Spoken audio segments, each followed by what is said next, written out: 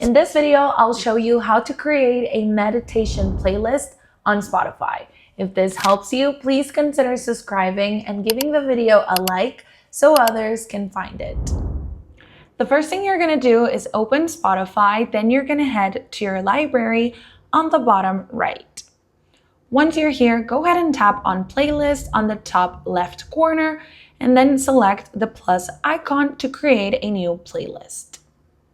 Go ahead and give your playlist a name. I'm going to give mine Meditation Vibes and create it.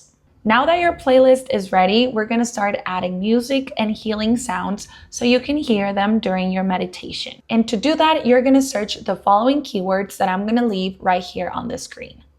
Once you start adding meditation music to your playlist, Spotify will automatically start suggesting you with more songs. And if you like them, you can simply click on the plus icon to add them to your playlist. And once your playlist is ready, you can go ahead and play it every single morning to have a nice meditation session before you start your day. Hope that helps.